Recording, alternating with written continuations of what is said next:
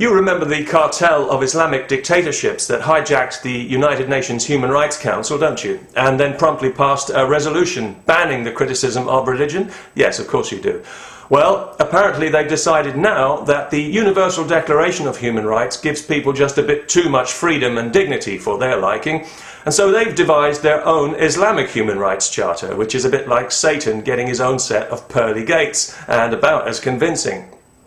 Unfortunately, the Islamic Charter is based on Sharia, which is, of course, invalid because it's God's law and God doesn't exist. To claim that he does is extremely offensive to those of us who passionately believe otherwise. It's a grave insult to our most deeply cherished beliefs, an assault on the very core of our being, no less, and a violation, therefore, of our human rights, isn't it? Well, isn't it? Now, all this would be something of a tiresome joke if not for the fact that this nonsense is beginning to have a real effect on our basic freedoms, certainly here in Europe, and Americans would do well to wake up and pay attention to what's going on. Ever since the Islamic countries demanded that Western governments make it a crime to criticize Islam, all over Europe, blasphemy laws and religious insult laws are being used to criminalize freedom of speech. The latest is Ireland, a country that has been literally raped by religion, yet has passed a law protecting it from criticism. Talk about Stockholm Syndrome. Free speech, they tell us, carries certain responsibilities. Well, too true it does. The most primary one being that what you say should be the truth, and the truth should never be embarrassing, and it should never be illegal, and any government that's so embarrassed by the truth that it makes it illegal is governing under false pretenses. The Dutch government, for example, which is in the process of embarrassing itself by prosecuting the leader of one of the country's largest political parties for the crime of telling the truth. You see, these days in Europe we've become so used to weasel words and double standards that the truth has become distinctly unfashionable. Speaking your mind is now seen as virtually antisocial because some opportunistic crybaby is sure to take offence and throw a tantrum, and that might threaten community cohesion. Now, what has all this got to do with America? Well, President Obama is very keen on showing respect to the Muslim world, and nobody can fault him on his record so far, bowing as he did to the King of Saudi Arabia like some kind of vassal, and then making a rather flattering and some might even say dishonest speech in Cairo, although to be fair to him, he did stop short of prostrating himself towards Mecca, at least for the time being.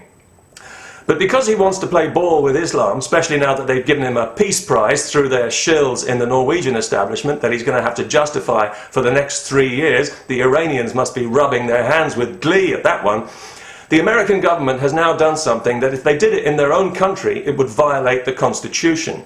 They have co-sponsored a UN resolution that puts a limit on freedom of speech, because the Islamic countries don't like free speech, they don't like free anything. Except free foreign aid, obviously. They can't get enough of that. Even the Saudis want aid now. Have you heard the latest? I could hardly believe it. The Saudis have said that when the world starts using less oil, they expect to be compensated for loss of income. You really couldn't make it up, could you? Now, the problem with the new touchy-feely American administration is not that they want to be friendly and respectful towards everyone. That's very laudable. It's just that when you have a moral agenda like that, it can be tempting to cut corners, especially when it comes to inconvenient things like constitutional amendments. And if they're doing this now outside the United States where they can get away with it, it's only a matter of time before this is allowed to become international law, and then you know they're going to start trying to do it inside the United States as well. In the name of community cohesion. Get used to that phrase, America. It's coming your way. And this matters. It matters a lot. Not only to Americans, but to all of us who see the American Constitution as the anchor for Western civilization, which is what it is. We know that no matter how spineless our politicians are here in Europe and elsewhere, and here in Europe they've barely got a vertebra between them, as long as America's First Amendment remains inviolate, there will always be an oasis of freedom on this planet that Islam cannot touch.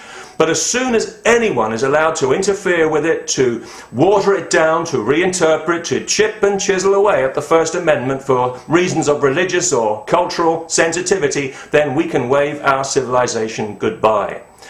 Americans voted for change at the last election. They didn't vote for surrender. Watch what's happening in Europe, America. Cherish that constitution and don't let Islam anywhere near it, for all our sakes. Remember the words of Mr. Omar Ahmed, co-founder of the Council on American Islamic Relations, who said that Islam is not in America to be equal to other faiths, but to become dominant, and that the Quran should be the highest authority in America. That would be higher than the Constitution then, by my reckoning.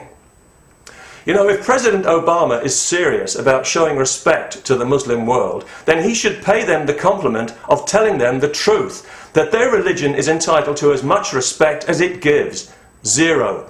And that with their record, no Islamic country has any business even holding an opinion on human rights, let alone serving on a legislative body, that asking the people of the free world to compromise their fundamental values is far, far more insulting than any set of cartoons or any book could ever be, and that if the Islamic countries had an ounce of genuine honour between them, they would issue a full and unconditional apology. That's what he should say, because that's the truth. Everyone in the free world knows it's the truth, so let's hope the truth becomes fashionable again before too long. Peace. Oh yes.